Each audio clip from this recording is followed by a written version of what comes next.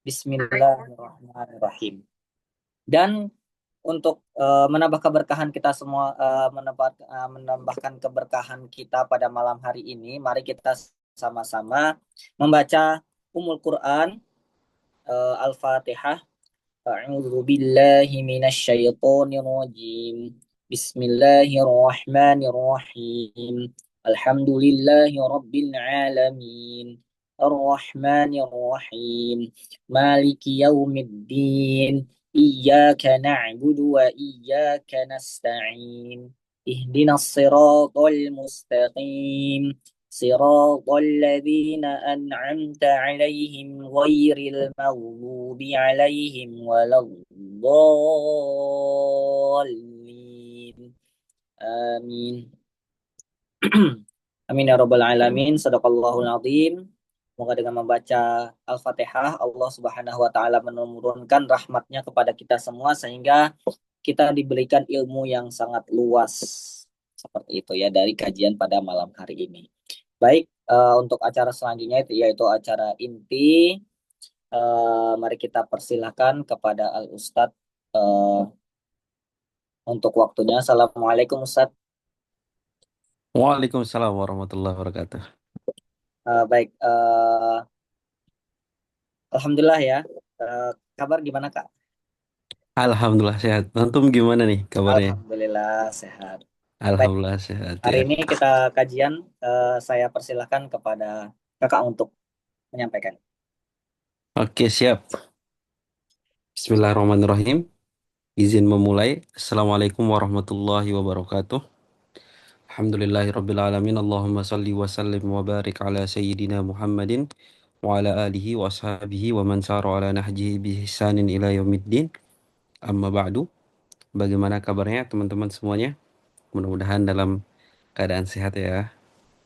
Sehat apanya nih? Sehat hatinya, sehat pikirannya, sehat kantongnya juga. Oh itu kalau tiga kesehatan itu berkumpul pada diri seorang, seolah-olah punya dunia ya. Oke, insya Allah pada malam hari ini di sini kita punya tema yang menarik nih. Waktunya pulang. Ngomong-ngomong di chat ini banyak yang balas nih. Alhamdulillah sehat fisik, tubuhnya sehat, hatinya tidak. Luar biasa emang moderator kita.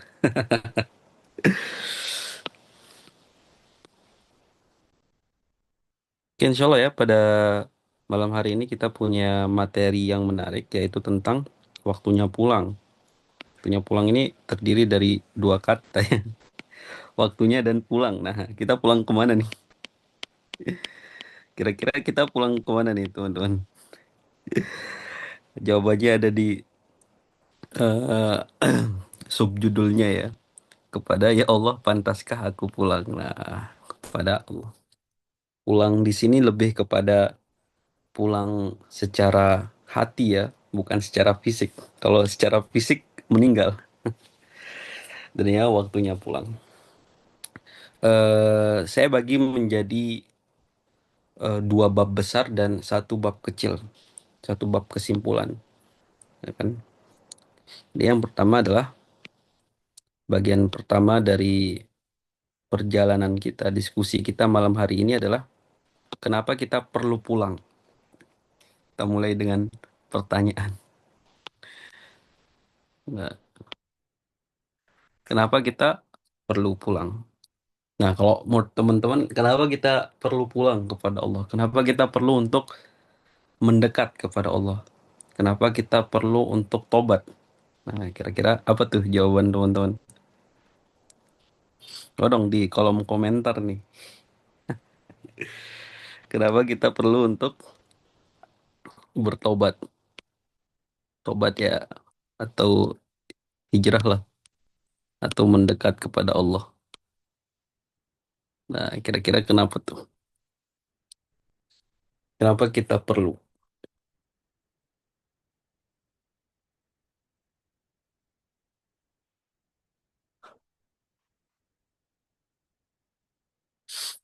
Ketenangan. Oke. Dari Salsabila ketenangan. Dari Rofik. Karena kalau jauh terus rasanya nggak tenang. Sama ya jawabannya luar biasa. Ummu Fatimah untuk mendapat akhir yang baik yakni surga. Masya Allah. Oke, benar. Ada lagi yang lain? Kenapa kita perlu pulang? Karena kita butuh Allah, butuh beristighfar, butuh keridoannya. Luar biasa nih, Nina Natifah. Dari Inayah, biar selamat pastinya. Dari moderator kita nih, agar kita kembali mendapatkan sakinah yang dulu kita dapatkan sebelum muncul ke dunia. Oh, luar biasa. Dari Nisfatul Amalia, kebahagiaan sejati. Oke, bener ya. Bener, semuanya bener. Semuanya bener. Kalau saya pribadi, nah, karena malu sekaligus terharu ya. Allah sangat baik dan sayang kepada kita. Nah, gitu. Jadi ya, saya pribadi ketika merenungi gitu, bagaimana Allah memperlakukan hambanya, bagaimana Allah dalam keseharian kita, itu kayak luar biasa gitu, kayak, jatuh cinta kali ya, jatuh cinta gitu, jatuh cinta kayak kagum gitu dengan bagaimana Allah hubungan hubungan Allah dengan hambanya, dengan kita semua. Nah, maka pada bagian pertama dari eh, diskusi ya, atau kajian kita pada malam hari ini, yaitu saya ingin mengajak kepada teman-teman untuk melihat bahwasanya Allah itu baik banget sama kita. Allah itu sayang banget sama kita. Harapannya ketika kita tahu bahwa Allah itu baik banget, ketika kita sadar, kita merasakan kebaikan itu, akhirnya muncul cinta, ya kan? Teman-teman ada yang lagi jatuh cinta kepada seseorang. Nah, kenapa kita jatuh cinta kepada seseorang, ya kan? Karena kita melihat kelebihannya ya, kelebihannya. Kita nggak akan jatuh cinta kepada orang yang di pandangan kita nggak ada kelebihannya, ya kan? Kelebihannya, kelebihannya itu bisa jadi wajahnya ya, bisa jadi hatinya, bisa jadi eh, pembawaannya atau sikapnya gitu. Pokoknya ada sesuatu yang menarik, sesuatu yang dia lebih di hal itu dan membedakannya dengan yang lain. Nah, gitu. Itu adalah gerbang terbesar dari jatuh cinta, yaitu kita mengenal orang tersebut. Nah, di antara kebaikan yang saya renungkan adalah bahwasanya Allah itu tetap memberikan kita nikmat, ya kan? Meski kita tidak pernah memintanya. Nah, mesti kita tidak pernah memintanya. Contohnya misalnya di dalam tubuh kita itu kan, ya kan, bayangkanlah ini manusia ya, ini hati, walaupun nggak gini ya gambaran hati gitu. Nah, gitu. Nah, di dalam tubuh kita itu kan ada hati tuh. Pernah nggak kita meminta kepada Allah agar hati kita tetap sehat gitu, ya kan? Atau di dalamnya ada jantung. Gimana sih gambar jantung? Pernah nggak kita minta kepada Allah biar jantung kita itu tetap sehat, ya kan? Pernah nggak kita minta sama Allah agar kita dikasih pendengaran, tetap mendengar? Maksudnya, coba teman-teman renungkan doa teman-teman hari ini. Di antara doa itu ada nggak teman-teman minta agar tetap dikasih nikmat melihat sama Allah, tetap dikasih nikmat mendengar, tetap dikasih eh, nikmat misalnya pembuluh darahnya itu nggak ada masalah gitu, atau tulang-tulang di dalam tubuh kita ini sehat-sehat aja. Ada nggak doa yang berdoa seperti itu? Nggak ada ya, tapi Allah tetap ngasih kita gitu. Nah, itulah salah satu kasih sayang Allah. Jadi Allah itu saking sayangnya sama kita, kita nggak minta sesuatu pun Allah tetap kasih gitu, ya kan?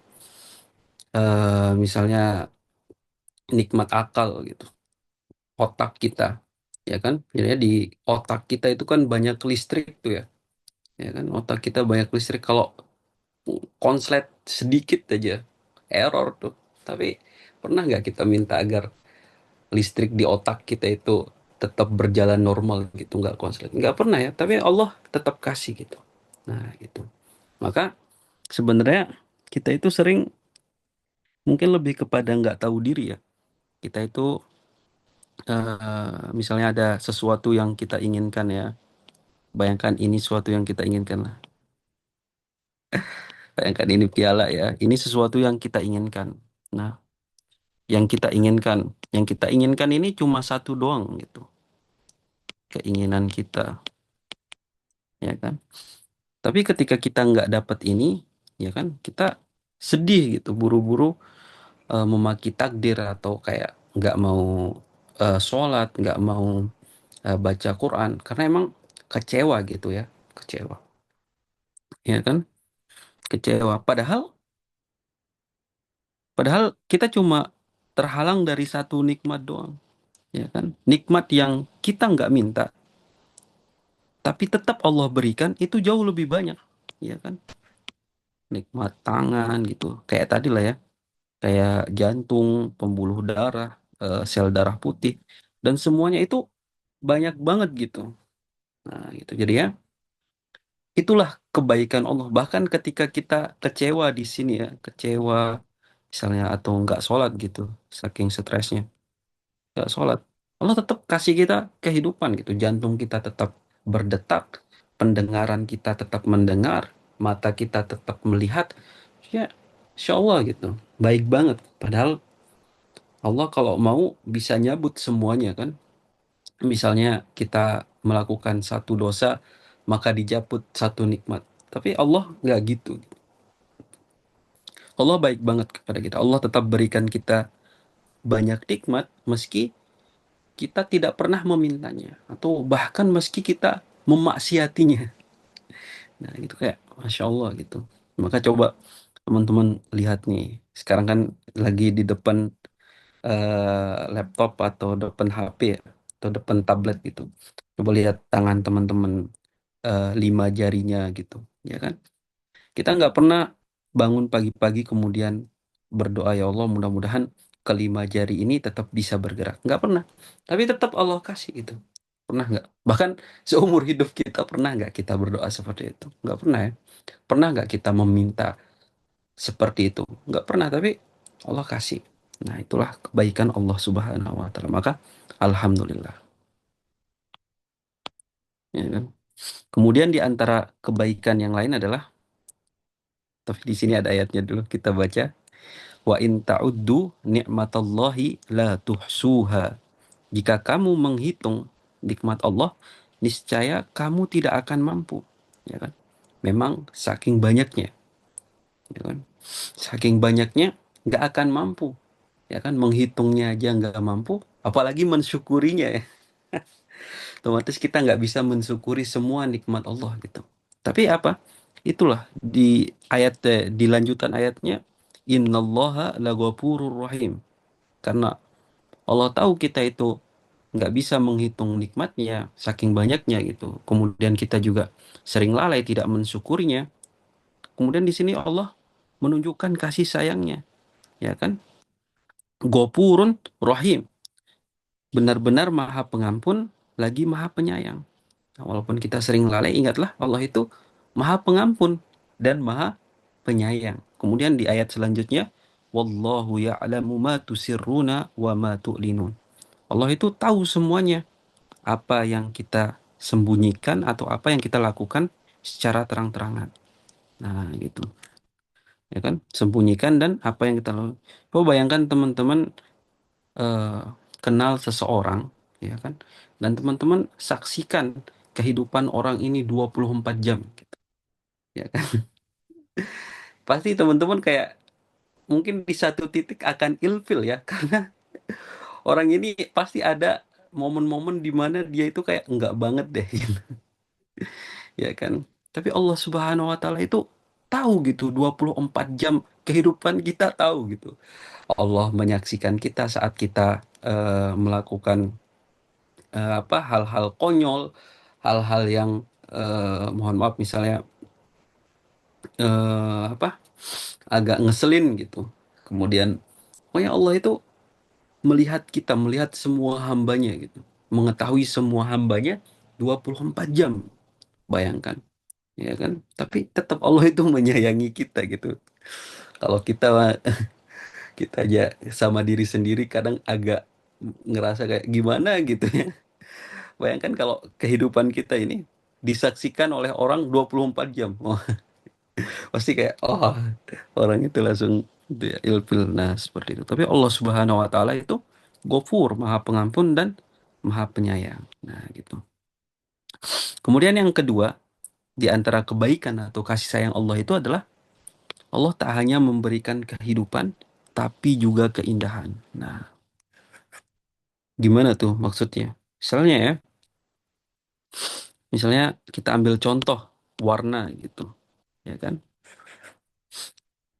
eh Coba bayangkan teman-teman, dunia atau alam semesta tanpa warna. Bisa nggak berjalan alam semesta? Bisa-bisa aja ya. Bisa-bisa aja. Maksudnya warna itu eh atau mata kita lah misalnya ya. Mata kita misalnya tidak bisa menangkap warna, ya kan? Bisa nggak kita menjalani hari kita seandainya dunia di sekitar kita itu hitam putih misalnya, ya kan? Tapi hitam putih warna juga ya, tapi nggak apa-apa gitu. Bisa nggak kita menjalani dunia kita kalau dunia di sekitar kita itu hitam putih? Bisa ya. Maksudnya kayak ya nggak apa-apa kalau warna merah nggak ada, warna hijau nggak ada, warna biru nggak ada. Nggak apa-apa. Sebenarnya dunia itu bisa berjalan gitu. Bumi masih bisa eh, berjalan di porosnya gitu, matahari. Maksudnya warna itu kehidupan bisa berjalan tanpa warna, ya kan? Tapi itulah itulah maha baiknya Allah gitu. Jadi Allah itu menciptakan dunia ini dengan warna gitu, ya kan? Menciptakan mata kita untuk menangkap warna-warna tersebut, ya kan? Jadi ya masya Allah gitu. Allah tidak hanya menciptakan kehidupan, tapi juga keindahan. Contoh yang lain misalnya, teman-teman ada yang belum makan nggak? Contoh makanan yang lain, misalnya kita bayangkan ini nasi goreng lah ya. Siapa nih yang suka nasi goreng? Nasi goreng, ya kan? Gimana rasa nasi goreng? Enak ya, ada rasa apa? Smoky-smokinya. Kemudian rasa nasi goreng lah. Nah, kayak gitu. Nah, coba bayangkan teman-teman, tubuh apa yang dibutuhkan tubuh kita ya, ya kan? Apa yang dibutuhkan tubuh kita? Nah, tubuh kita ini untuk bergerak butuh energi kan? Nah, energi ini dari makanan kita. Nah, tanpa misalnya ada makanan, makanan ini masuk ke tubuh kita ya, jadi energi. Sebenarnya bisa aja gitu. Misalnya rasa itu nggak ada, bisa aja. Bisa aja Allah menciptakan dunia itu tanpa rasa, ya kan? Kita masih tetap bisa hidup nggak? Bisa, ya kan? Tetap bisa hidup. Maksudnya kan yang tubuh kita butuh, yang tubuh kita butuhkan ini kan energi doang ya, bukan rasa gitu, ya kan? Soalnya rasa itu kan cuma di lidah. Setelah lidah, pokoknya di mulut lah ya. Kemudian setelah masuk tenggorokan udah nggak kerasa lagi gitu, udah jadi sesuatu yang berbeda. Nah gitu. Jadinya mungkin kehidupan itu mungkin tanpa rasa. Tapi kenapa Allah menciptakan rasa? Itulah, itulah kebaikan Allah. Allah itu tidak hanya menciptakan kehidupan, tapi juga menciptakan keindahan dan menciptakan alat-alat untuk kita, fasilitas-fasilitas untuk menangkap keindahan tersebut, ya kan? Misalnya Allah menciptakan rasa, tapi tidak menciptakan indera untuk merasakan rasa tersebut. Masih bisa hidup nggak dunia? Masih bisa hidup nggak manusia? Masih bisa ya. Tapi masya Allah gitu, Allah itu baik banget gitu. Ya kan, Allah menciptakan lidah kita, Allah menciptakan banyak rasa. Rasa-rasa itu kan semuanya dari Allah tuh. Manusia kan nggak bisa menciptakan rasa. Manusia itu bisa mengkombinasikan rasa atau mengcopy rasa. Tapi untuk menciptakan rasa asli itu kan itu dari Allah Subhanahu wa taala. Nah, itu jadinya Masya Allah gitu. Allah baik banget, ya kan? ya kan? Atau misalnya misalnya hati lah ya, hati, perasaan gitu. Itu jatuh cinta, ya kan? Hati ini juga salah satu hadiah dari Allah Subhanahu wa taala, ya kan? Manusia bisa nggak dia hidup tanpa perasaan? Bisa aja ya, bisa aja, bisa aja. Maksudnya tanpa nafsu bisa aja. Malaikat kan nggak ada nafsunya gitu. Bisa mereka hidup, ya kan? Tapi Allah kasih kita nafsu, kasih kita perasaan, kasih kita hati. Ya, itu kan Masya Allah. Berarti Allah itu nggak hanya menciptakan bumi ini, tapi menciptakan hal-hal indah yang bisa dinikmati oleh penduduk bumi. Ya, kita ke pantai, kita ke gunung, kita menatap langit, kayak Masya Allah gitu. Padahal tanpa itu semua bisa aja berjalan kehidupan. Tapi itulah kebaikan Allah Subhanahu wa taala. Kemudian, kemudian di sini ada hadisnya ya.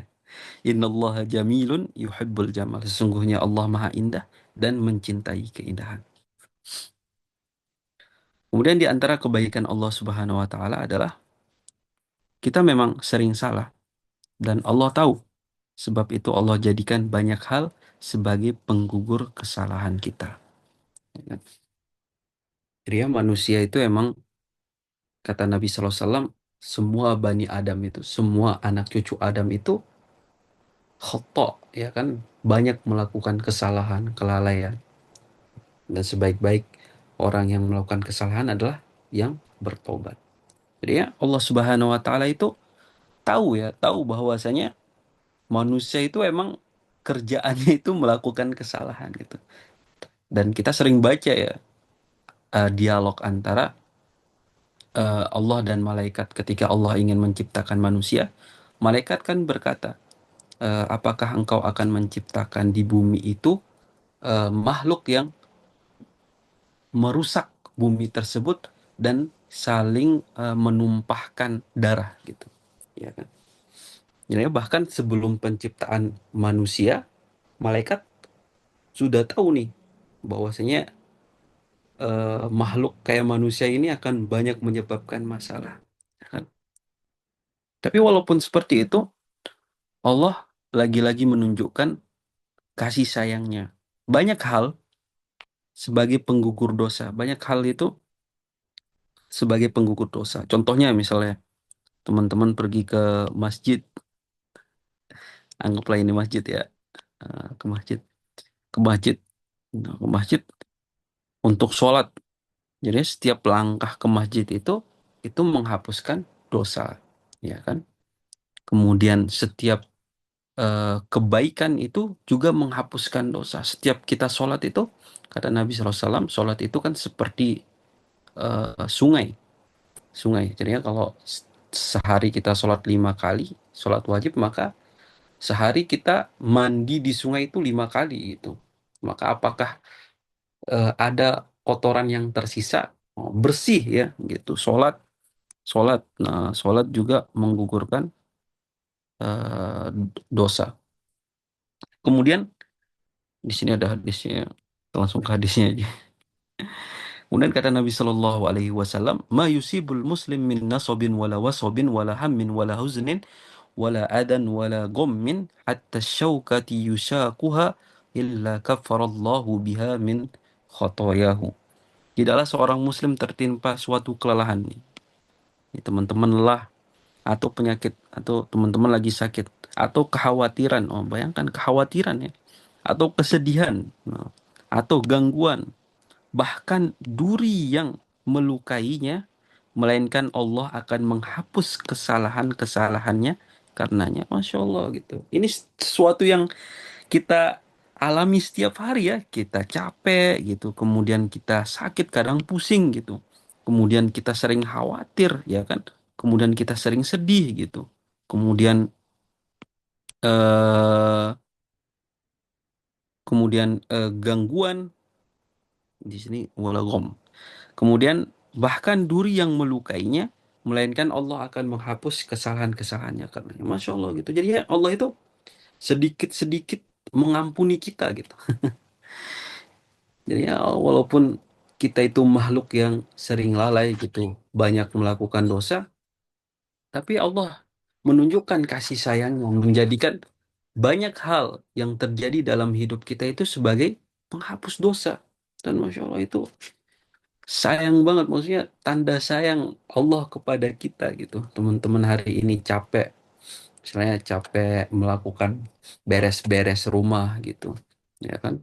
Capek nyuci, capek hadir kajian, atau capek sekolah, ya kan? Atau khawatir tentang masa depan gitu, atau sedih karena dibicarakan oleh orang.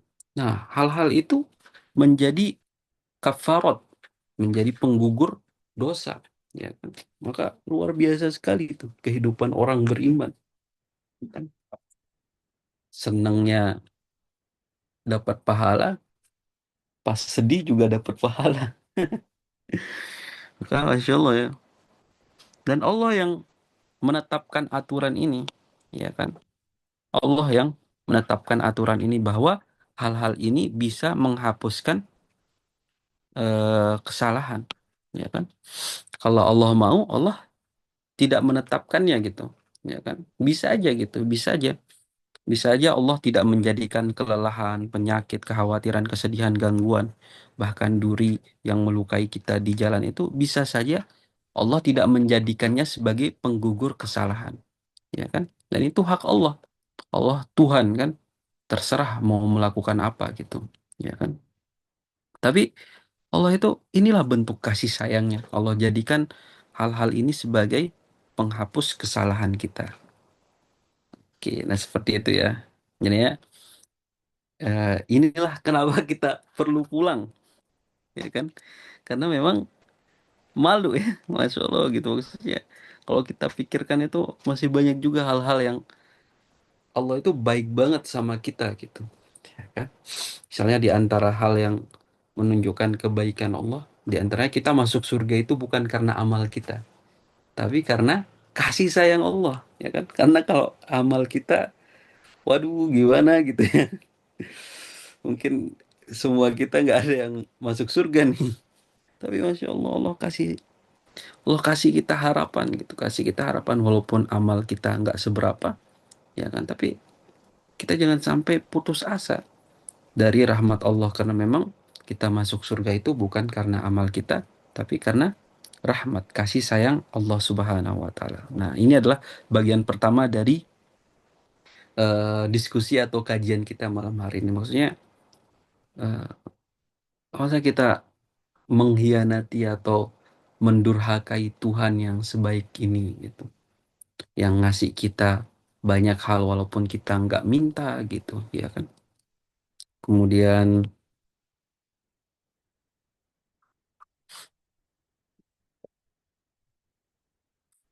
yang bukan hanya menciptakan kehidupan tapi keindahan gitu, ya kan? Jangan jangan teman-teman mengira bahwa perasaan senang teman-teman, perasaan jatuh cinta, perasaan seru gitu ketika melakukan sesuatu, jangan kira itu hasil usaha kita gitu. Maksudnya murni karena kita gitu. Tapi di sana ada sentuhan dari Tuhan gitu. Maksudnya Allah yang memberikan kehidupan ini keindahan, ya kan? Kemudian walaupun kita banyak melakukan dosa, tapi Allah itu pengen sedikit-sedikit mengampuni kita, sedikit-sedikit dosanya berguguran. Nah, itu maksudnya kayak serius gitu, serius kamu mengkhianati Tuhan sebaik ini gitu. Dan memang itu yang perlu kita renungkan ya setiap hari. Bahwasanya Masya Allah, Allah baik banget sama kita gitu. Baik banget sama kita. Bahkan ketika kita ditimpa musibah ya. Kadang orang berpikir kayak, wah gimana nih kalau ditimpa musibah gitu. Ya kan, berarti Allah kayak nggak adil sama aku gitu. Ya kan. Padahal sebenarnya di waktu itu, nah kita masuk ke bagian kedua. Ketika ujian datang. Nah, salah satu yang membuat biasanya bukan biasanya. Salah satu yang membuat iman itu lemah, berada di titik terendahnya biasanya adalah ujian atau musibah. Ya kan kadang orang itu diuji dengan sesuatu yang sangat besar sampai-sampai dia putus asa, udah nggak pakai jilbab lagi gitu, atau udah nggak sholat lagi. Ngapain sholat kalau tetap diuji dengan sesuatu yang besar? Nah, mungkin seperti itu ya. Maka di bagian kedua ini saya ingin eh, menjelaskan tentang bagaimana atau apa pemahaman-pemahaman baik yang bisa kita teguhkan kepada diri sendiri ketika ujian datang. Nah, saat ujian datang terkadang kita tak cukup kuat, iman jatuh ke titik terendahnya. Emang terlalu terlalu besar gitu ya. Mungkin kitanya gitu. Nah, gitu. Yang pertama adalah sebenarnya pemahaman baik ketika kita sedang diuji atau mungkin ada teman-teman yang lagi malas ibadah karena memang ngerasa mungkin wah ibadah ini nggak ngebuat hidup saya lebih mudah gitu, ya kan. Yang pertama, ujian adalah tanda cinta Allah Subhanahu wa taala. Nah, ini adalah pemahaman baik yang pertama yang perlu untuk kita tekankan atau kita bumikan, kita tumbuhkan di dalam hati kita bahwasanya ujian itu adalah tanda cinta Allah Subhanahu wa taala. Nah, kan. Jadi ujian itu kayak guru kali ya. Bayangkan guru lah, atau teman-teman ada yang menjadi guru gitu. Atau teman ada yang jadi muridnya.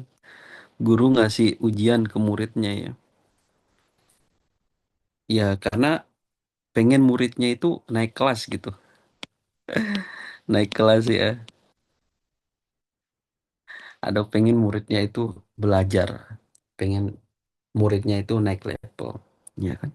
Jadi kayak gitu. Jadi ya ujian itu atau musibah atau masalah dalam hidup itu kita lihat itu sebagai tanda cinta Allah kepada kita. Ya kan? Siapa yang mengatakan ini? Nah, siapa yang mengatakan ini? Ada hadisnya. Kita baca ya. Inna idhamal jazai ma'idhamil bala'i wa inna allaha idha ahabba qawman ibtalahum. Faman radiya falahu ridha wa man sakhita falahu sakht. Sesungguhnya pahala besar karena balasan untuk ujian yang berat. Eh, Pahala besar, ganjaran besar itu sesuai dengan ujiannya.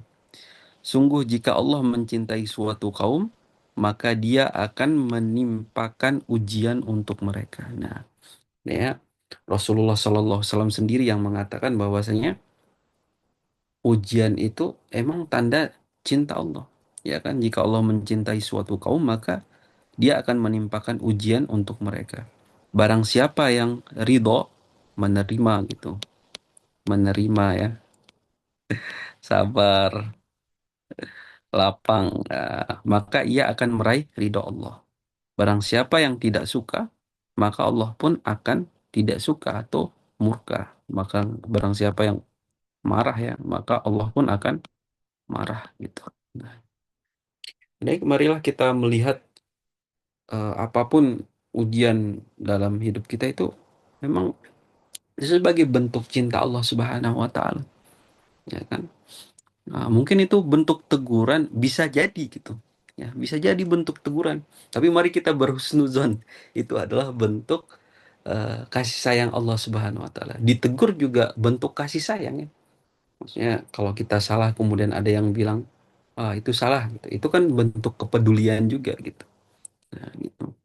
Ya, masalah kita itu adalah bentuk kasih sayang Allah kepada kita.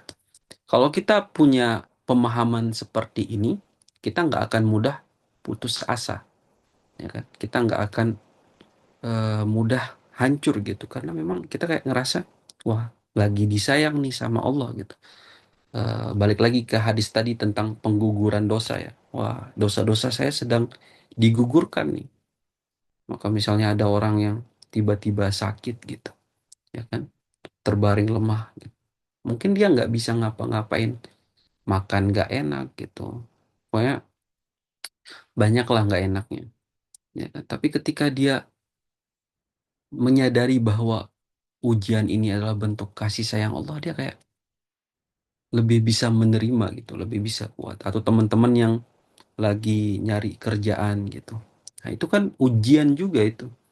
Atau teman-teman yang nggak diterima di eh, apa kampus yang diinginkan, atau sedang mengejar impian tapi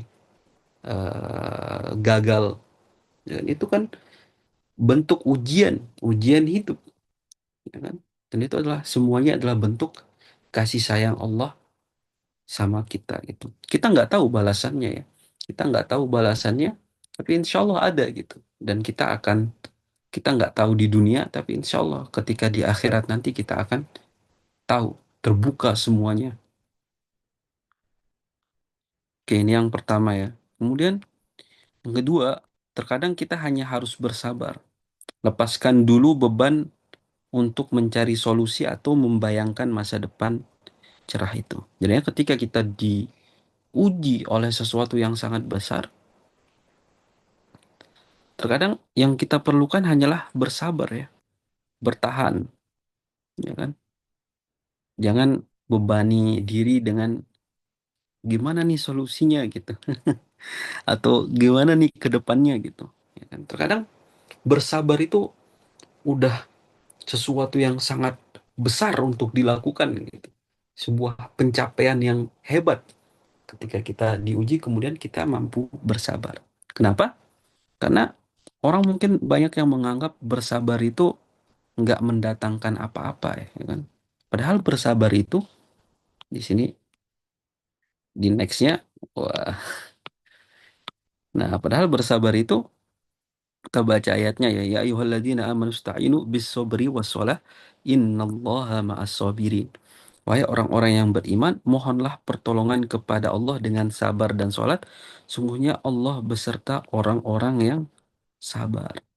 Jadi ya ketika kita sabar itu, pahami bahwasanya Allah itu sedang bersama kita, ya kan? Dan kebersamaan Allah, eh, kebersamaan Allah di orang Muslim, apa sih gimana bahasanya? Ke ma'iyah itu kan ada dua ya, kebersamaan ma'iyah yang umum dan ma'iyah yang khusus. Nah, ma'iyah yang umum ini semua hamba, ya kan? Semua hamba. Sedangkan ma'iyah khusus ini hanya untuk orang beriman. Nah, ma'iyah khusus ini atau kebersamaan khusus ini adalah dalam bentuk pertolongan, kasih sayang, dan seterusnya. Jadinya ketika kita sabar itu, as-sabru halun man la halalahu. Sabar adalah solusi bagi orang yang tidak punya solusi. Nah, gitu. Terkadang kayak gitu, ya kan? Eh, Misalnya teman-teman lagi ada masalah besar gitu. Ya udah, target untuk bisa bersabar aja gitu. Jangan pikirkan misalnya, wah solusinya ini gimana? Karena emang agak susah ya, agak susah. Untuk bersabar aja udah kayak, udah berjuang banget itu. Malah ditambah gimana solusinya atau gimana ke depannya. Udah kita, ya Allah sabar aja ya Allah bantu ya Allah. Bener-bener gak bisa ngapa-ngapain. Nah, seperti itu ya. Nah, ya, ketika kita bersabar itu jangan kira kita nggak lagi ngapa-ngapain. Kita lagi mengundang pertolongan Allah. Ya kan? Kita lagi bersama Allah Subhanahu wa taala. Allah sedang bersama kita. Nah, seperti itu. Kemudian yang ketiga, semua orang diuji, bahkan manusia terbaik sekalipun, manusia-manusia terbaik sekalipun. Jadi jangan kita menganggap bahwasanya satu-satunya yang diuji di dunia ini adalah kita, ya kan? Bahkan manusia-manusia terbaik diuji gitu. Siapa manusia-manusia terbaik? Para nabi ya, para nabi dan orang-orang soleh. Coba kita Coba sebutkan tuh, sebutkan nabi apa aja yang teman-teman tahu yang kira-kira masalahnya sangat besar atau ujiannya sangat besar, ya kan? Misalnya contohnya Nabi Ayub ya, terkenal Nabi Ayub. Nabi Ayub kan bayangkan ya, coba bayangkan teman-teman. Nabi Ayub ini kan nabi ya, ibadahnya kuat gitu. zikirnya kuat, syukurnya kuat, sholatnya kuat, hatinya kuat gitu. Nah, coba bayangkan teman-teman, ketika teman-teman hidup lurus-lurus saja gitu, ya kan? Lurus-lurus aja, tapi kehilangan semuanya. Nah, gitu. Bayangkan teman hidup lurus, jujur gitu. Jujur, kemudian tiba-tiba rumah hilang, keluarga hilang, bisnis hancur, kemudian sampai-sampai kemudian ditimpa penyakit. Masya Allah gitu. Kalau kita bayangkan kehidupan Nabi Ayub itu kayak, Masya Allah, kok bisa kuat banget gitu. Ya kan? Kok bisa kuat banget gitu. Dan mereka Nabi gitu. Mereka Nabi, ya kan? Kemudian Nabi, siapa lagi nih? Ada jawabannya nih tadi. Yang kita cek. Nabi Muhammad, Nabi Nuh, Ibrahim, Musa, Isa, dan Nabi Muhammad. Oke, mantap. Bener. Soalnya Nabi yang lain itu kayak Nabi Zakaria, ya kan? Nabi Zakaria. Nabi Zakaria. Nabi Zakaria ini Nabi ya. Nabi itu kan orang yang sangat dekat sama Allah gitu. Ya kan? Sangat dekat ke Allah ya. Ya kan? Sangat dekat sama Allah. Tapi beliau berdoa gitu. Berdoa. Bahkan ada yang mengatakan beliau berdoa selama 40 tahun non-stop. Kan ada yang mengatakan 60 tahun non-stop gitu. Padahal Nabi, ngerti gak sih maksudnya? Kayak kayak kan teman-teman ini orang yang sangat soleh banget ya, sangat soleh banget. Seharusnya kan orang soleh itu kalau berdoa langsung dikasih ya sama Allah gitu. Nah, coba bayangkan teman-teman, teman-teman udah tahajud, udah rajin sedekah, sholatnya selalu di masjid gitu. Pokoknya apa kesehariannya itu selalu dijaga gitu, ya kan? Tapi teman-teman berdoa gitu, berdoa seminggu gitu, seminggu setiap sholat mendoakan hal yang sama gitu. Seminggu kemudian nggak dikasih, kemudian sebulan, setahun, 2 tahun tetap nggak dikasih. Nah, kira-kira teman-teman tetap kuat nggak itu? Ya kan? Tapi Masya Allah Nabi Zakaria itu tetap kuat puluhan tahun berdoa, bahkan walaupun udah tua tetap berdoa. Mereka kan udah tua ya, udah tua maksudnya kan kita, oh mungkin kita berpikir realistis lah, gimana orang yang udah tua punya anak, ya kan? Kan eh, nggak, maksudnya itu doa yang nggak masuk akal. Tapi Nabi Zakaria tetap berdoa gitu, Masya Allah. Maksudnya kayak semua orang itu diuji gitu. Nabi juga diuji. Kemudian Nabi yang lain, misalnya baginda Rasulullah ya, Nabi Muhammad. Nabi Muhammad. Teman-teman kalau baca sirah Nabi Muhammad itu kayak, Masya Allah gitu. Sepanjang kehidupannya itu, sepanjang kehidupan beliau itu dipenuhi dengan kehilangan. Ya kan? Dari kecil tuh. Dari kecil kehilangan ayahnya, ya kan? Bahkan sebelum beliau lahir. Kemudian pas kecil kehilangan ibunya, ya kan? Pas pas masih bayi ya. Kemudian agak gedean dikit kehilangan kakeknya, gitu kan? Kemudian ketika udah jadi nabi kehilangan pamannya gitu. Kemudian kehilangan istrinya, kehilangan sahabat-sahabatnya, masya Allah. Kehilangan putri-putrinya, ya kan? Ketika Rasulullah hidup kan banyak putra-putra beliau yang meninggal. Banyak juga putri-putri beliau yang meninggal. Masya Allah, maksudnya kehidupan Nabi itu dipenuhi oleh kehilangan gitu. Padahal beliau Nabi gitu, ya kan? Maksudnya Nabi itu kan kalau minta sesuatu itu bisa dikabulkan langsung gitu. Tapi meski begitu beliau tetap sabar gitu.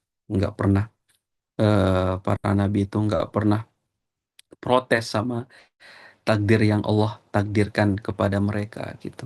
Ya kan? Padahal Nabi Shallallahu Alaihi Wasallam bersabda, ya kan? Wahai ditanya, wahai Rasulullah, siapakah manusia yang paling berat ujiannya? Maka beliau menjawab, para nabi, kemudian orang yang paling mirip dalam iman dan amal, lalu yang mirip berikutnya. Seseorang akan diuji sesuai dengan kadar agamanya. Jika agamanya kokoh, maka ujiannya akan berat. Jika agamanya lemah, ia akan diuji sesuai kadar agamanya. Ujian akan senantiasa menimpa seorang hamba, ya kan, hingga ia berjalan di muka bumi dalam keadaan tidak ada dosa sedikit pun padanya. Masya Allah gitu. Ya kan? Saya, oh, jadi setiap orang diuji ya. Ujian-ujian kita itu, ujian kalau kita bandingkan dengan ujiannya orang soleh itu kecil banget gitu. Ya kan? Kecil banget, kecil banget. Bukan berarti kita nggak nggak apa kita menolak ujian kita ya, tapi maksudnya masya Allah gitu, orang para nabi orang soleh yang sholatnya rajin, doanya rajin, sedekahnya rajin, kehidupannya selalu lurus, mereka aja diuji gitu. Ya kan? Apalagi kita. Nah, oke, next, terakhir. Wah, terakhir, siapa yang menghalangimu dari Allah? Nah, coba tanya teman-teman, siapa yang menghalangimu dari Allah? Nggak ada yang menghalangi kita dari Allah Subhanahu wa taala. Ya, Allah itu adalah Tuhan yang Maha Penyayang, Maha Pemaaf, ya kan? Bahkan Allah itu makan dirinya itu banyak banget. Al-Ghaffar, ya kan? Al-Ghafur, ya kan? Ar-Rahman, ya kan? Ar-Rahim, At-Tawwab. Eh, Maksudnya Masya Allah gitu, kayak Allah itu maghfirahnya atau ampunannya itu sangat luas, lebih luas daripada dosa-dosa kita, lebih luas daripada apa yang bisa kita bayangkan. Maka siapa yang menghalangi kita dari Allah? Nah, siapa yang menghalangi kita dari Allah? Saya pribadi eh, sering melakukan kelalaian ya, gitu.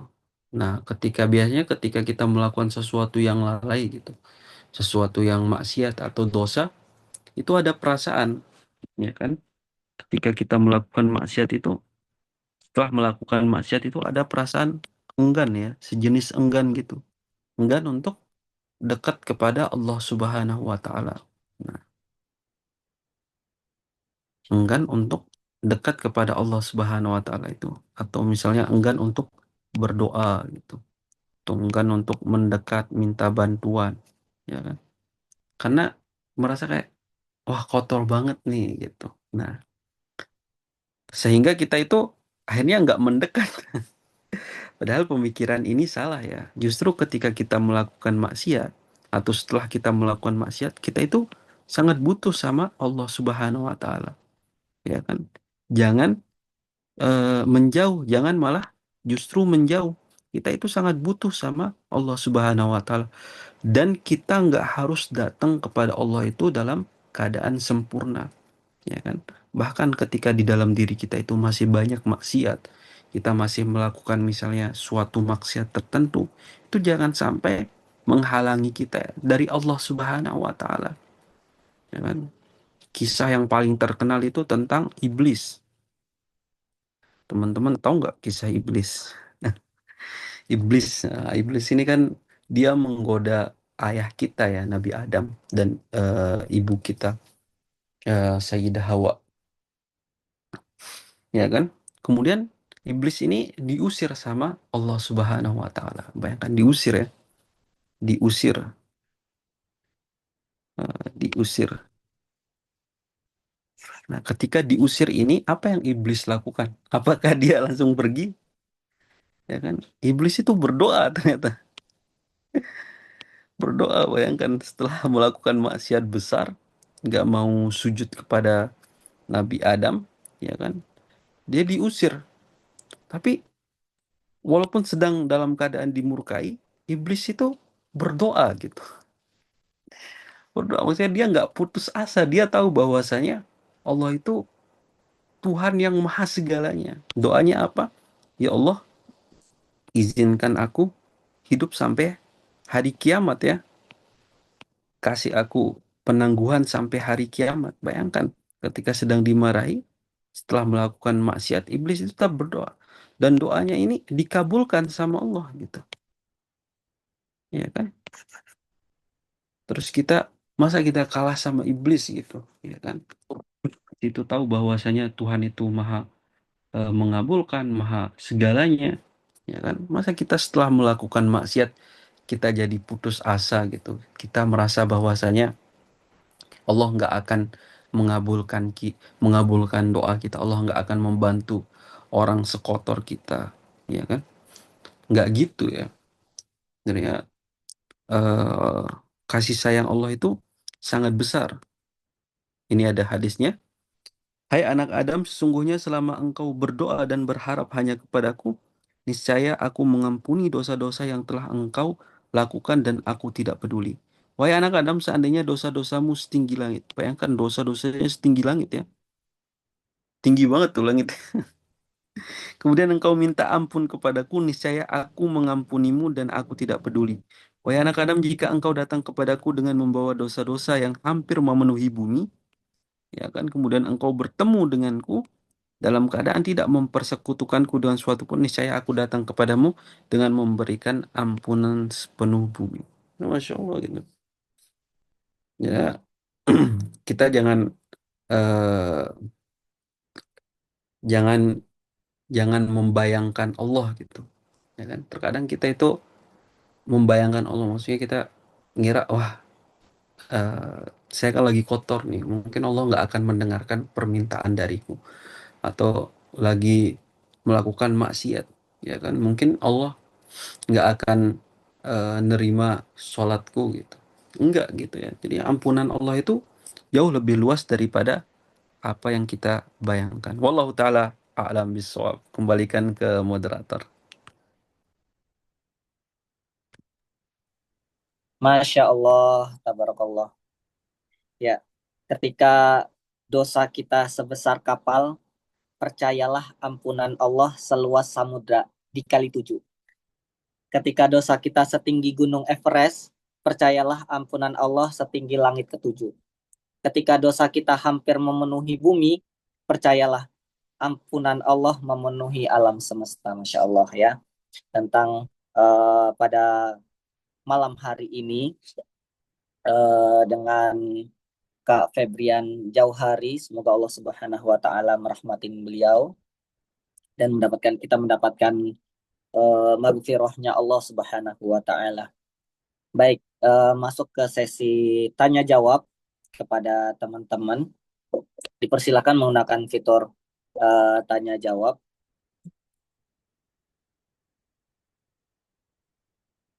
Mungkin barangkali ada yang ingin bertanya langsung, boleh menggunakan raise hand. Ya.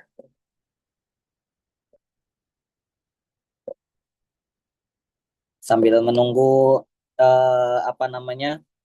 Sambil menunggu pertanyaan, mungkin teman-teman masih OTW mengetik di sini ya, belum ada di fitur tanya jawabnya. Saya yang bertanya ya, izin bertanya Kak. Kadang kita itu punya masalah gitu ya. Tadi kan udah dijawab ya sebenarnya. Kita sudah membahas ya ketika kita punya masalah itu sebenarnya justru itulah kasih sayang Allah seperti itu kan. Hmm. Lalu kemudian di sini itu bagaimana cara kita menyikapi. Karena memang sedih gitu ya ketika mendapat masalah, apalagi masalah kehilangan gitu ya, sebagai manusia gitu sedih begitu. Lalu bagaimana sih menyikapinya kayak gitu?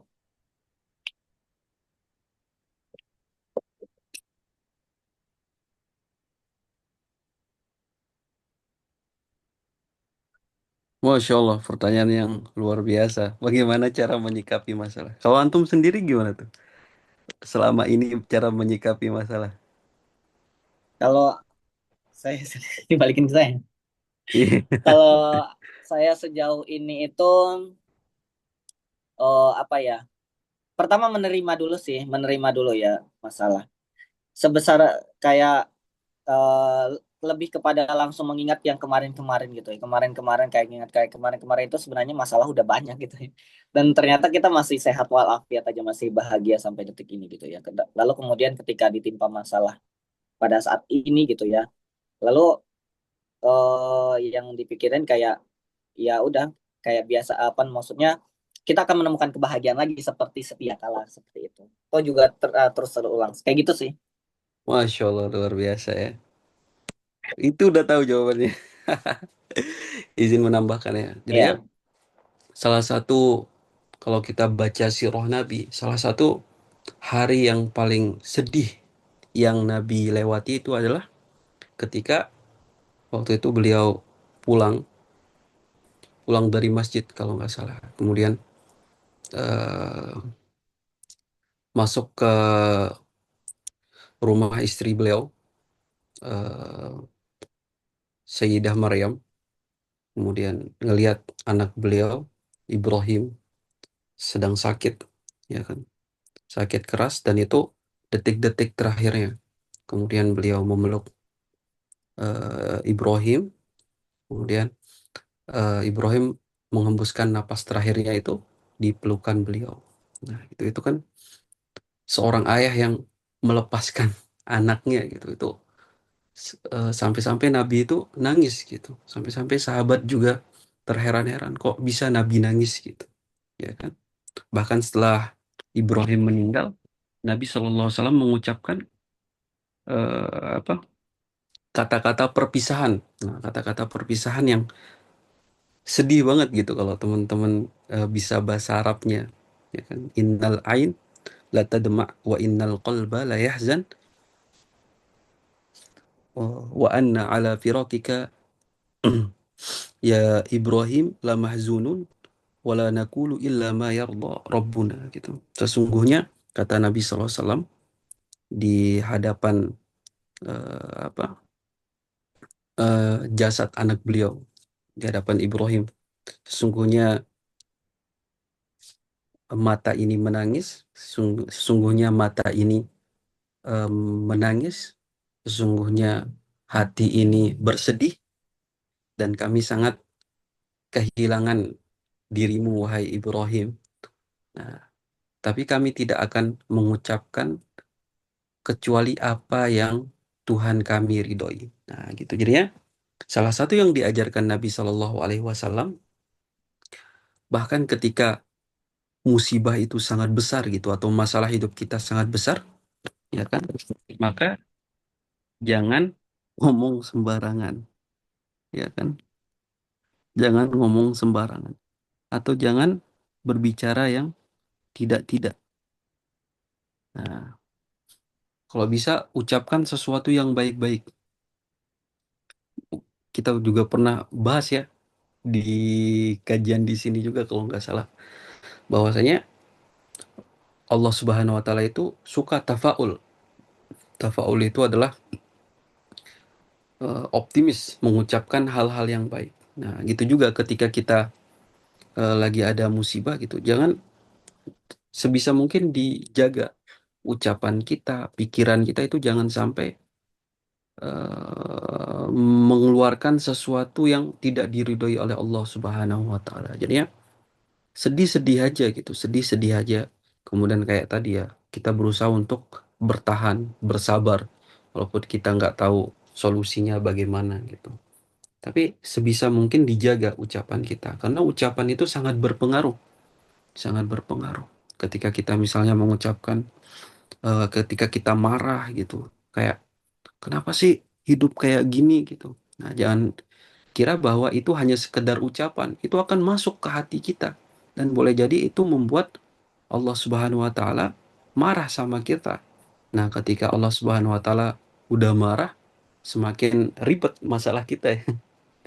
Nah, gitu jadinya seperti yang diajarkan Nabi bahkan di momen paling sedih Nabi pun Nabi tetap menjaga ucapannya, menjaga perkataannya, menjaga pikirannya untuk tetap berkata yang baik-baik, untuk tetap berhusnuzon kepada Allah Subhanahu wa taala. Nah, kayak gitu karena memang ketika kita ditimpa musibah itu sangat berat gitu. Sangat berat bahkan sangat berat, maka tadi ya cukup bersabar aja gitu. Ya, saking beratnya itu kadang yang kita butuhkan cuma bersabar aja. Mungkin seperti itu ya. Wallahu Ya, taala alam bisawab. ya, Masya Allah ya, luar biasa. Memang kalau apalagi ujian kehilangan ya, ujian kehilangan tuh insya Allah lah ya. Setiap kehilangan itu pasti adalah ujian, apalagi untuk umat Muslim ya, untuk orang Muslim itu Iya benar tuh. kehilangan itu adalah ujian. Kecuali kalau misalnya untuk orang ini ya, orang apa maaf, untuk orang kafir kayak gitu itu bisa jadi itu adalah bagian dari azab dari Allah Subhanahu Wa Taala. Tapi untuk orang Muslim itu adalah ujian. Setiap ujian pasti ada hadiahnya, betul nggak Ustaz? Waduh Ya, ya. kayak Ummu Sulaim juga kan kehilangan anaknya ya, lalu tetap bersabar dengan Iya, Abroha, lalu kemudian hadiahnya Anas bin Malik. Hadiahnya besar banget ya Anas bin Malik, Masya Allah ya.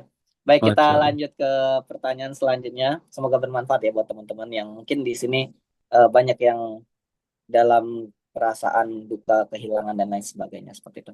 Lanjut kita ada yang raise hand dulu, kita ke raise hand dulu. Ada Nur Nazatul Abdullah. Nur Nazatul Abdullah. Tafadhol. Boleh dibuka mic-nya. Mohon untuk host membuka izin karena memang harus ada izinnya kalau nggak salah ya. Oh, udah. Baik, Bismillahirrahmanirrahim. Assalamualaikum warahmatullahi wabarakatuh.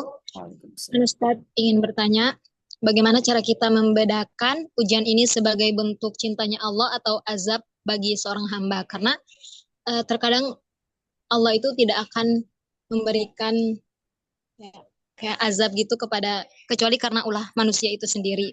Dan ketika kita tertimpa musibah, hal apa yang harus kita lakukan agar kita itu bisa sabar, bisa ikhlas dan ridho terhadap takdir Allah. Syukran Ustaz, jazakumullah khair.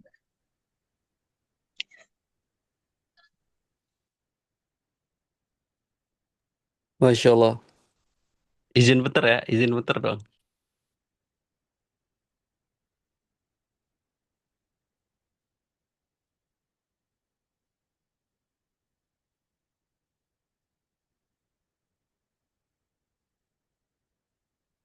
Baik, sambil menunggu Ustadz, kita boleh apa izin mengingatkan lagi bagi teman-teman yang ingin bertanya boleh menggunakan fitur tanya jawab di sana ada ini ya, ada dan bisa disembunyikan untuk namanya, jadi dibuat anonim seperti itu bagi mungkin ada yang ingin bertanya namun bersifat pribadi, bersifat apa ya, bersifat inilah ya rahasia seperti privacy ya, bersifat privacy boleh eh, bertanya di kolom komentar ya. Maaf, bertanya melalui fitur Q&A ya, maaf ya, fitur Q&A. Nanti insya Allah kita akan jawab satu persatu ya.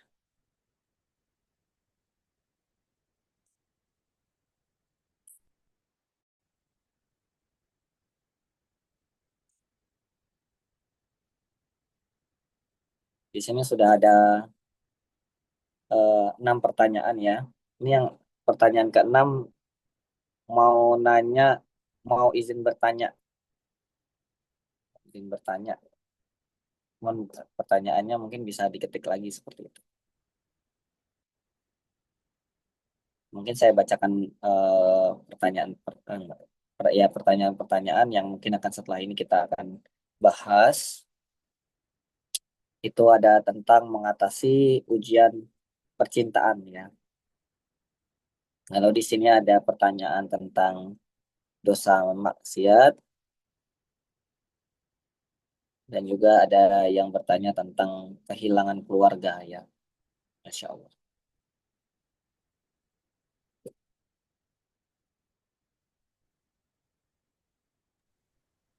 Masya Allah. Afwan ya, tadi ada Ya, sedikit. Oke, tadi pertanyaannya bagaimana cara membedakan antara azab musibah dengan musibah, ya musibah itu azab atau azab. ya kan? Setahu aneh ya, sependek yang aneh pelajari gitu, sependek yang saya pelajari, bahwasanya eh, orang beriman itu musibahnya kembali ke hadis ini ya. Fama yabrahul bala'u bil abdi hatta yatrukahu yamshi 'alal ardi ma 'alaihi khati'atun. Ujian akan senantiasa menimpa seorang hamba hingga ia berjalan di muka bumi dalam keadaan tidak ada dosa sedikit pun padanya. Jadi ya memang orang beriman itu ujian-ujian hidupnya itu adalah sebagai peng penggugur dari dosa-dosanya. Nah, seperti itu. Nah, gitu ya. Tapi nah, ketika dia tidak sabar, nah, ketika ujiannya itu justru lebih menjauhkannya lagi dari Allah gitu, membuatnya jauh, nah, membuatnya lebih jauh lagi.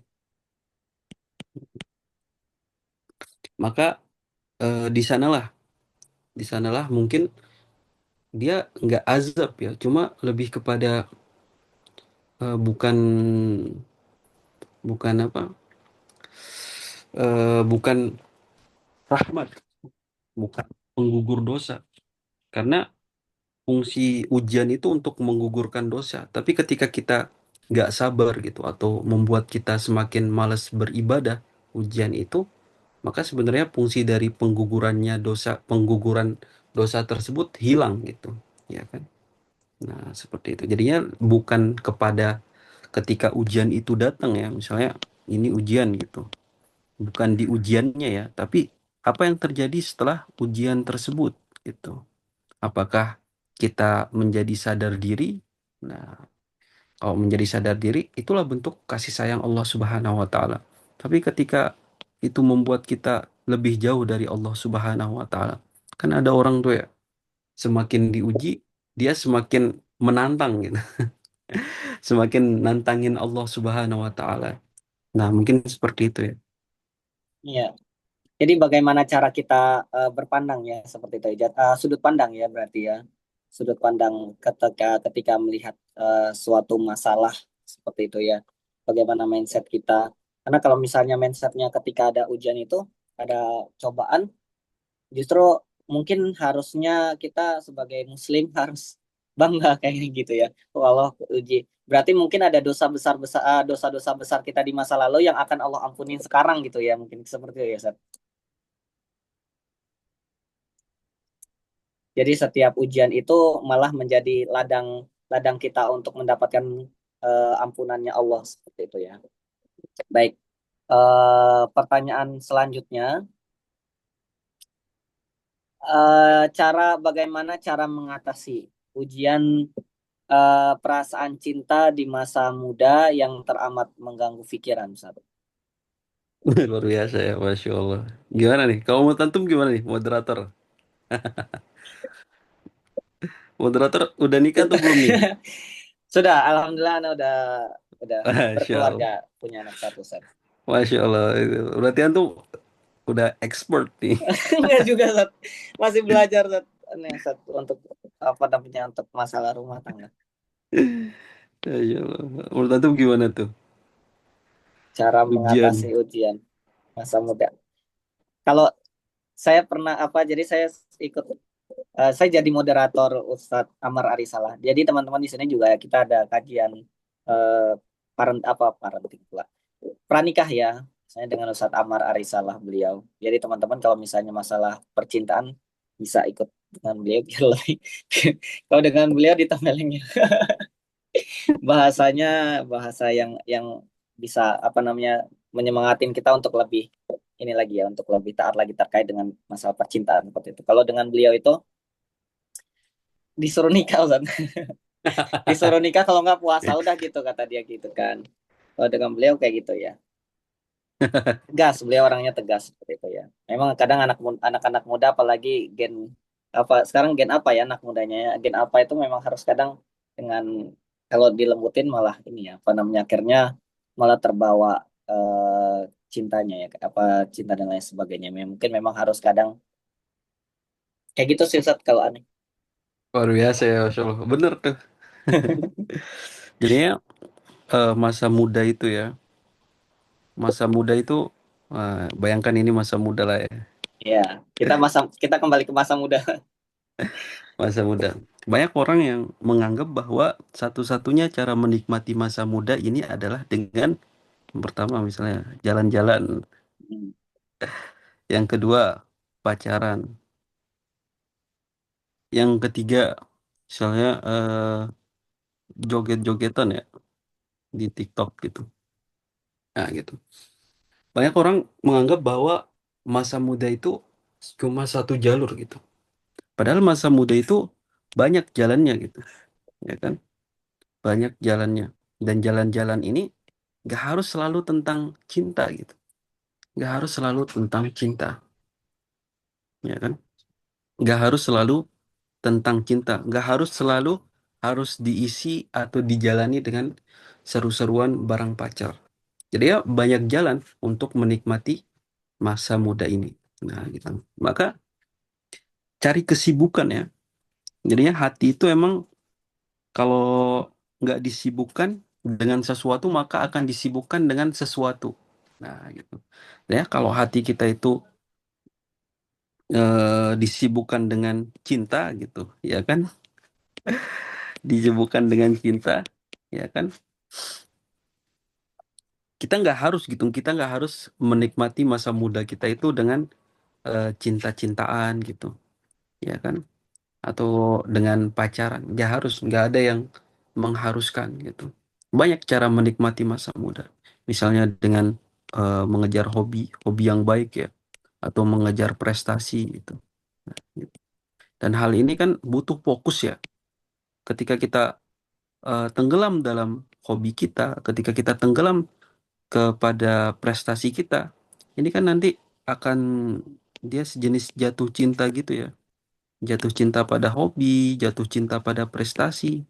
Nah, jatuh cinta inilah yang akan menetralkan, bukan menetralkan sih, tapi mengurangi gitu, mengurangi jatuh cinta kita kepada seseorang gitu.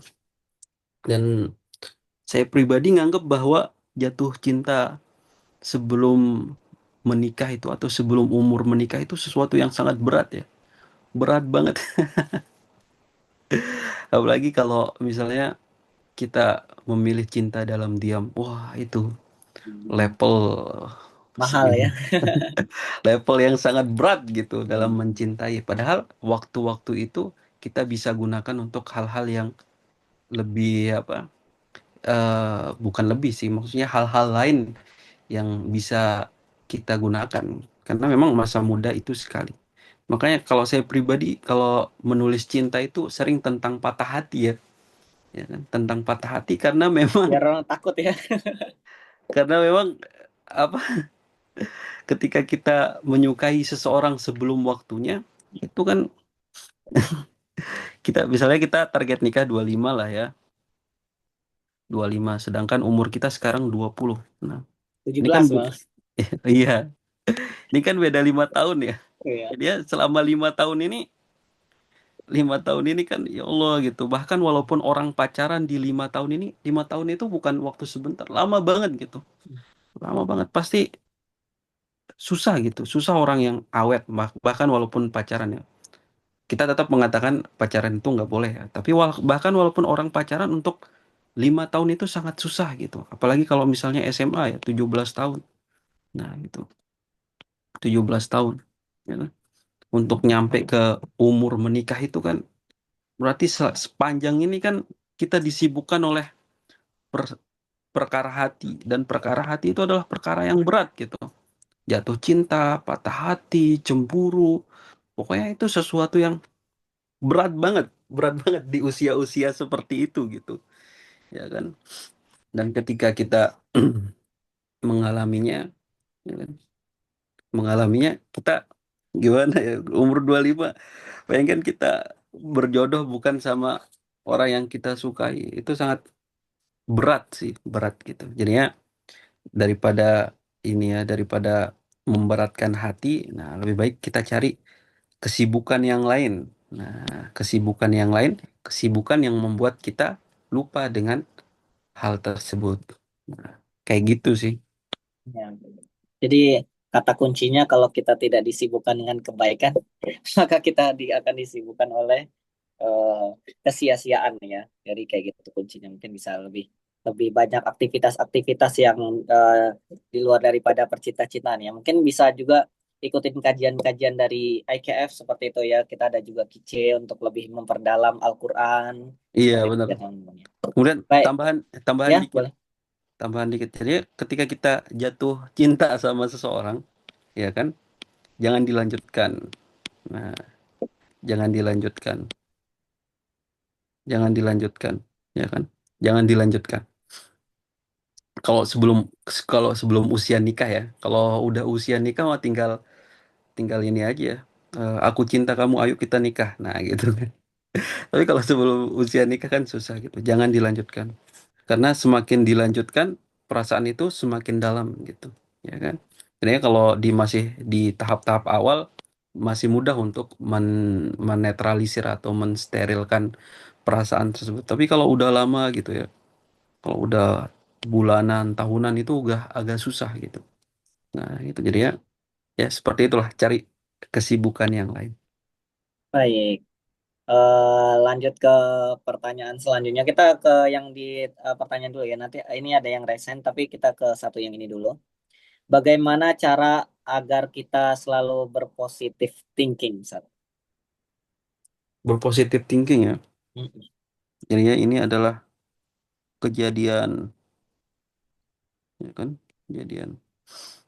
Jangan lihat kejadiannya, tapi lihatlah eh, siapa yang menurunkan kejadian ini atau menurunkan ujian ini. Dan itu adalah Allah Subhanahu wa taala. Dan ketika kita melihat Allah, berbicara tentang Allah, kita berbicara dengan tentang zat yang maha penyayang, ya kan? Dan kasih sayang Allah itu bukan kasih sayang kayak manusia, jauh lebih tinggi, lebih besar gitu. Nah, maka ketika kita melihat ujian atau kejadian itu, ya kan, kita melihat bahwasanya oh ini adalah kiriman dari Allah Subhanahu wa taala atau ini adalah ujian daripada Allah Subhanahu wa taala dan Allah itu Maha Penyayang. Nah, kan berarti ujian ini adalah bentuk kasih sayangnya gitu, ya kan? Bentuk kasih sayangnya, bentuk kasih sayang. Walaupun kita nggak tahu bentuk kasih maksudnya kasih sayangnya itu dari sisi mana gitu ya kan. Tapi kita tetap aja itulah yang namanya iman. Nah, iman itu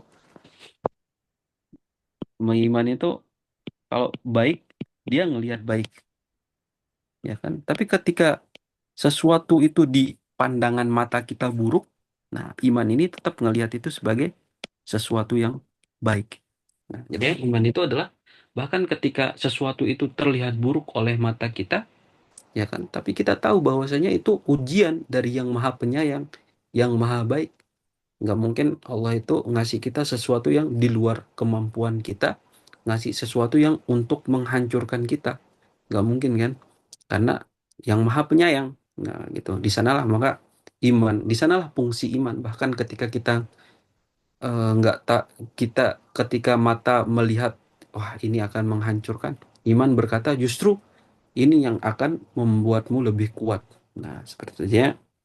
Lihat yang memberikan ujian tersebut. Nah, itu sih kalau Baik. tips untuk husnuzon.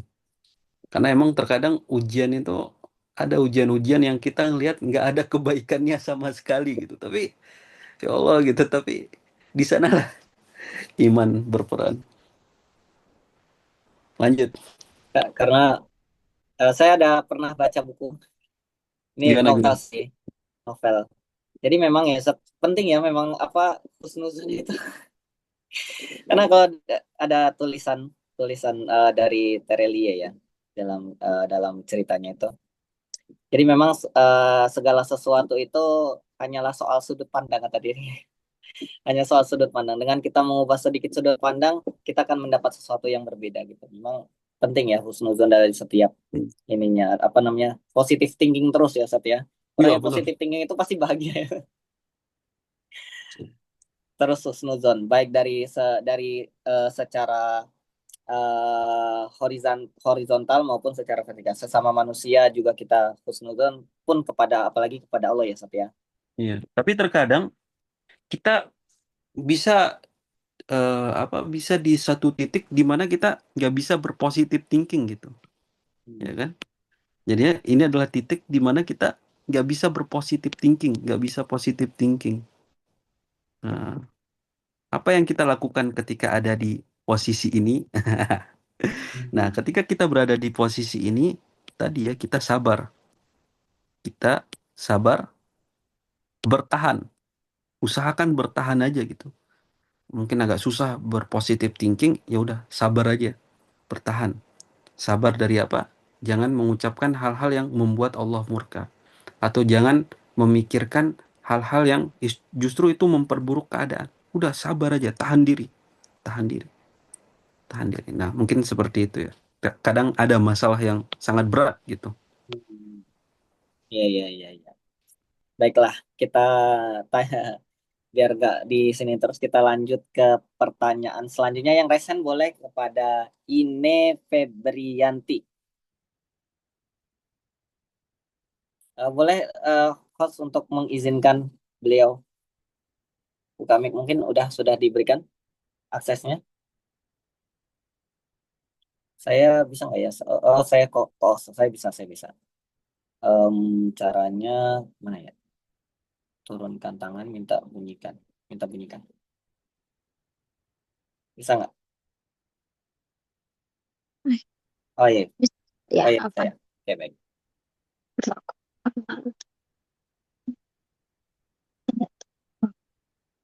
Halo, agak putus-putus kali ya? Apa Oh di iya, saya saja? ini suaranya sudah jelas. Oh sudah. Baik, Oke, silakan. oke. Iya, iya. Syukron kepada moderator karena telah memberikan kesempatan untuk bertanya. Em, Afan, Kak Febriawan Jawari, Alhamdulillah, Anda juga ketemu.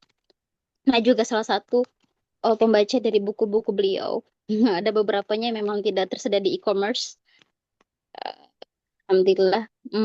Pertanyaan saya sih sebenarnya kayak kalau misalnya mungkin kakak moderator atau mungkin teman-teman di sini atau mungkin Kak Febriawan Jauh hari sendiri pernah mendengar diskursus tentang ada itu istilah-istilah Gen Z yang stigma seperti ini. Eh, gue bukan nabi boy gitu kan. Mungkin kalau aku sih ya, kalau aku sih ya mikir kayak iya, itu kan istilah-istilah Gen Z. Tapi saya juga Gen Z sebenarnya. Saya kurang familiar dengan itu juga. Cuman memang stigma-stigma seperti itu yang membuat orang-orang kayak, ya iyalah, Nabi bisa sabar kan Nabi gitu. Kayak Rasul bisa sabar kan Rasul gitu kan. Di saat-saat misalnya anggaplah kita dalam keadaan fase di mana kita sedang diberikan ujian yang seperti katanya Kak Febriawan Johari itu sendiri adalah ya, sabar kan ibaratnya cahaya panas ya, nggak cahaya teduh kayak kita sedang sholat gitu. Nah, bagaimana apa ya nasihat dari Kak Febriawan Jauhari sendiri untuk menjadikan sirah ini sendiri itu sebagai kita untuk menjemput cahaya panas itu gitu, untuk tidak berpikir bahwa oh iya ini memang ujian dari Allah begitu. Bagaimana harusnya kita menjadikan sirah itu sebagai pelecut gitu untuk kita melihat ujian dari Allah itu dari sisi yang memang kita deserve untuk dapat ujian itu dan tidak menjadikan apa ya kesabaran-kesabaran daripada para nabi itu sebagai alasan untuk kita tidak sabar gitu ya. Kak Febriawan Johari. Mungkin sekian pertanyaan dari saya pribadi. Ini juga salah satu pertanyaan sebagai langkah preventif saya pribadi. Khawatirnya nanti jika ada ujian juga, khawatirnya saya menggunakan stigma itu. Ya, saya bukan nabi ya Allah. Jadi saya susah untuk bersabar begitu. Ya, syukron Kak Febriawan Johari dan kepada moderator. Masya Allah, luar biasa ya Ya, pertanyaan. ini kayak di video Sat. Kan bukan Nabi boy, cuek kayak gitu dia ya. Luar biasa. Jadi ya, sebenarnya kita harus pendekatannya ya. Hmm. Oke, jadi ya ujian. Nah, kapan sesuatu itu dikatakan ujian bagi seseorang? Misalnya nih ya, ada anak kecil, anak kecil, dia itu apa ujian anak kecil? Dia itu nggak suka mandi. Kalau dia disuruh mandi, dia berat banget kayak, "Ya Allah, ujiannya." Nah, sekarang kita nih, anak 20 tahun misalnya ya, atau 17 tahun lah teman-teman. Nah, gitu. Nah, teman-teman kira-kira mandi ini ujian nggak bagi teman-teman? Hmm? Enggak ya, enggak. Kenapa? Karena emang mandi ya mandi aja gitu. Maksudnya ya udah gitu. Nah, gitu. Tapi kenapa anak kecil itu merasa mandi itu sebagai sesuatu yang ujian gitu? Ya kan? Karena memang itulah kapasitasnya gitu, kapasitas. Jadi ya ketika kita mengatakan bahwa ujian nabi, berarti ujian yang memang membuat para nabi itu berat, ya kan? Para nabi itu berat. Jadi ya ujian itu disesuaikan dengan kapasitas seseorang. Sehingga kita nggak bisa mengatakan nabi itu bersabar karena dia nabi, ya kan? Nabi itu bersabar terhadap ujiannya karena dia nabi. Enggak. Ujian nabi itu ya disesuaikan dengan kenabian. Ya, misalnya tingkat ujian nabi itu 100. Nah, tingkat ujian kita, ujian kita misalnya apa tuh ujian kita? Dibicarakan orang. Nah, ini kan 10 nih, dibicarakan orang. Nabi itu apa? Mau dibunuh. Kita cuma dibicarakan, ya kan? Dibicarakan aja ini udah membuat kita wah udah sangat tersakiti gitu, sesuatu yang sangat besar gitu. Tapi Nabi itu dibicarakan santai-santai aja, nggak menganggap itu ujian karena emang nggak berat. Tapi ketika itu dibunuh misalnya, itu kan sesuatu yang sangat berat gitu. Nah gitu jadinya kalau menurut saya pribadi mungkin di sana ya, maksudnya kita harus menjelaskan bahwasanya ujian itu dikatakan ujian karena memang berat bagi orang yang menerimanya. Kalau dia nggak berat, itu bukan ujian. Nah, gitu. Jadinya Nabi itu bersabar, gitu. Bersabar, ya kan? Eh, kemudian kita juga bersabar, ya kan? Di sana ada sisi miripnya bahwa Nabi itu manusia, gitu. Dan itulah kenapa Nabi itu manusia, Rasul itu manusia, ya kan? Karena kita juga sebagai pengikutnya manusia gitu, ya kan? Nah, kayak gitu. Jadi ya Nabi itu ya bersabar, bisa bersabar karena ujian bukan berarti ujiannya itu kecil, ujiannya besar, ya kan? Kalau kita ditaruh di posisi Nabi, ya mungkin kita nggak akan bisa ya, bukan nggak akan bisa, bukan mungkin gitu, pasti kita nggak akan bisa untuk eh, melewatinya. Misalnya ketika Nabi Musa dikejar oleh Firaun, di depannya laut, kemudian di belakangnya Firaun, ya kan? Maksudnya itu kan dia bukan hanya membawa dirinya sendiri, Nabi Musa, dia membawa kaumnya, ya kan? Ada ribuan orang dan semua itu kan sebagai pemimpin pasti ada perasaan tanggung jawab. Kalau ada satu kaumnya yang meninggal, pasti itu kan sangat berat gitu.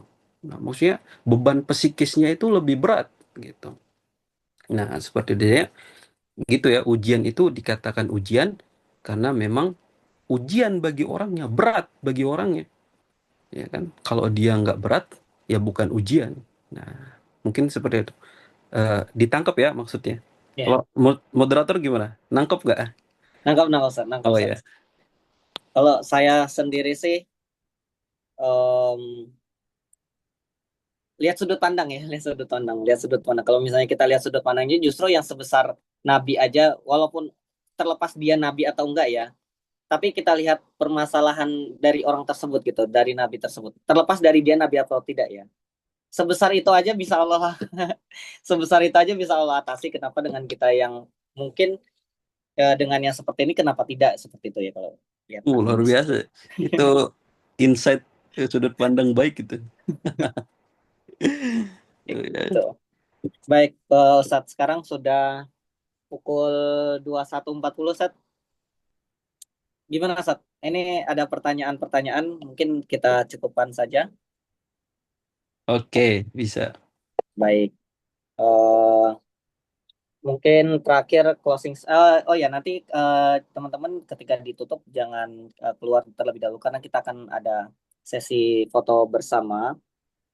Jadi teman-teman tetap stay di sini untuk dokumentasi ya, dokumentasi acara. Baik, sesi closing statement, Ustaz. Masya Allah.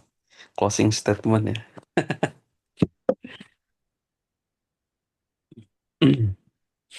Jadinya jawabannya itu selalu sama ya. Dari Nabi Adam, dari zaman Nabi Adam.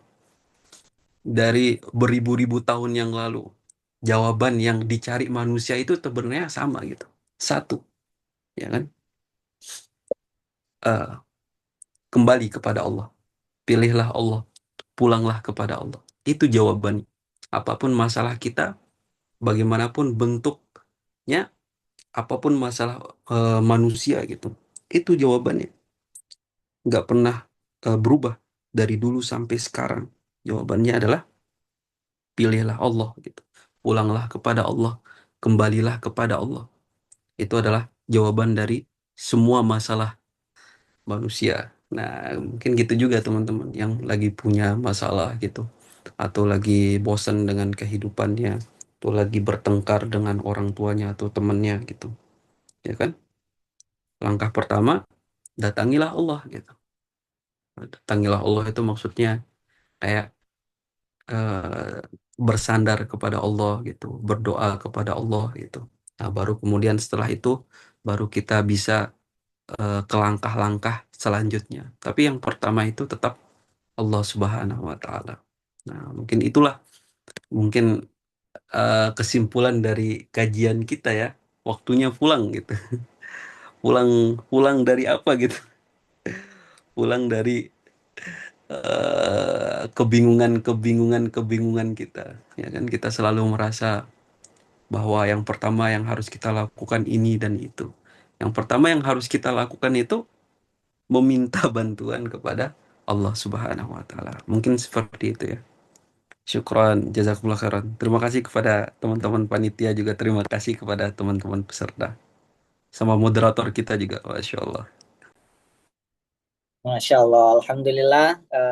Jazakallahu khair pada Kak Febriawan Jauhari yang telah memberikan banyak masukan untuk kita semua, ilmu-ilmu yang luar biasa kepada kita pada malam hari ini. Semoga apa yang kita dapatkan hari ini mendapatkan hadiah untuk beliau dari Allah Subhanahu wa taala berupa keberkahan untuk keluarga dan orang-orang sekitar beliau. Amin ya rabbal alamin. Sekali lagi jazakallahu khair Kak atas atas ilmu yang telah diberikan Wa pada malam iyyakum hari wa ini. jazakumullah khairan. Dan kepada teman-teman sekalian, terima kasih telah hadir pada malam hari ini. Jangan lupa untuk terus apa namanya stay tune terus dengan kajian-kajian kami. Insya Allah akan terus bermanfaat bagi teman-teman di sini. Tadi ada pertanyaan-pertanyaan tentang cinta-cinta, tentang hati ya, tentang hati maaf, tentang hati. Insya Allah kami akan ada banyak kajian-kajian pranikah dengan Ustadz Amar Arisalah. Nah, di situ kita akan bahas tuntas dan membahas bagaimana sih untuk manajemennya ya, memanajemen hati tersebut. Baik, terus juga kami ingat tadi ada pertanyaan juga terkait kesibukan kuliah. Jangan takut karena bisa ya, semua bisa dan insya Allah di IKF saat ini ada program TS di IKF ada program TS yang saat ini sedang membuka mahasantri baru, ada offline dan juga ada online-nya. Jadi teman-teman yang mungkin takut gitu ya, takut tidak ada waktu untuk belajar dan lain sebagainya, nah itu bisa menjadi eh, apa namanya menjadi solusi seperti itu ya. Bagaimana nanti kita di TS itu kita akan belajar bareng bagaimana memanage waktu. Banyak kok di apa namanya anak-anak UI, apalagi anak-anak UI kan tugas-tugasnya luar biasa seperti itu. Tapi mereka bukan hanya apa namanya bukan hanya kuliah, mereka bahkan berorganisasi. Bukan hanya berorganisasi, bahkan mereka menghafalkan Quran di Tahfiz Smart seperti itu. Tapi semuanya berjalan dengan paralel dan semuanya bagus. Kuliahnya bagus, di UI bagus, nilai-nilainya, organisasinya juga bagus, dan menghafal Qurannya juga bagus. Jadi mungkin menjadi solusi tadi yang pertanyaannya untuk teman-teman yang kuliah seperti itu ya, untuk tetap menuntut ilmu. Seperti itu teman-teman sekalian, alhamdulillah kita cukupkan dengan istighfar dan alhamdulillah, astagfirullahalazim, alhamdulillahirabbil alamin. Sekian dari saya mohon maaf bila ada salah kata, baik yang diseganya maupun tidak disengaja. Kita tutup dengan doa kafaratul majelis. Subhanakallahumma wa bihamdika asyhadu alla ilaha illa anta astaghfiruka wa atubu ilaik. Dan sesi foto teman-teman kepada teman-teman yang mau membuka yang bisa memungkinkan untuk membuka facecam boleh untuk dibuka. Kita ada sesi dokumentasi untuk laporan kegiatan hari ini. Di sini ya. Mungkin nanti tim event bisa ya untuk bersiap-siap foto. Kita akan hitung dalam 5 detik. Boleh?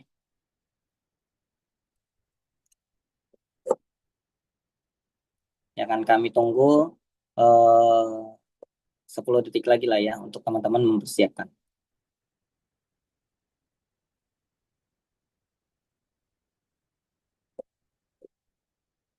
Baik, ya kita foto. Boleh. Sudah siap ya panitia? Oke, kita hitung ya. Bismillah. Oh ya, udah siap katanya gitu ya. Baik, kita hitung 3, 2, 1. Sekali lagi 1, 2, 3. Baik. Terima kasih teman-teman sekalian dan jazakallahu khair Ustaz atas ilmunya. Wassalamualaikum warahmatullahi wabarakatuh.